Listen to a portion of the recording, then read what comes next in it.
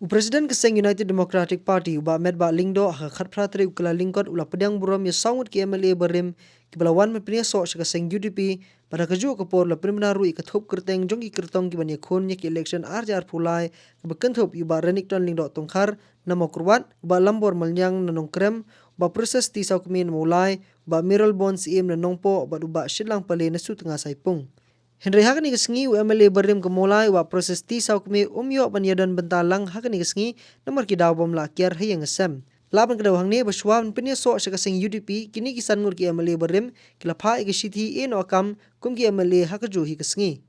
Umdai batang mengi pediang ki kum ki MLA. Kata kalau kowe ni kidaw Henry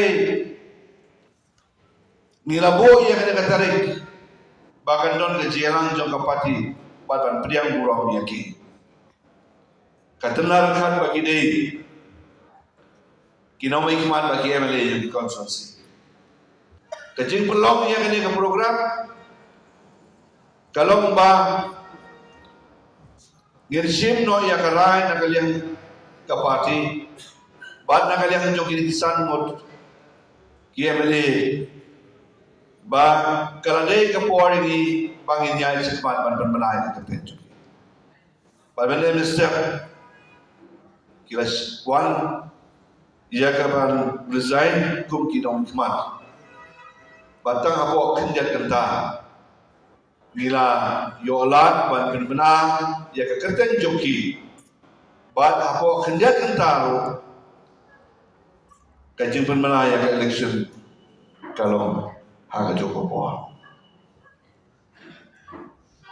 Te ke borok kilong kawan jam kiwan long om ha kajin pertiai ke jongi ki beliau ndre skam makalong bo kajin penjajong wala jong bat ha kane ko por gidon sa sambut ki MLA ki bon joj shen na so sarong menyetu mata bakat kum ka assessment bakat survey ke jongi kalong borok sangun ki di berjong election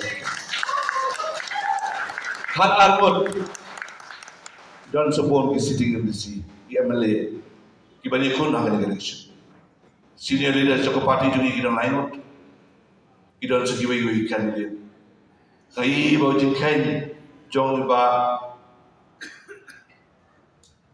Jimmy no yang multiply dua iba ini yang multiply dua kalawan orang ta kalawan orang balarang yo ya kita kinomba Laipo Plus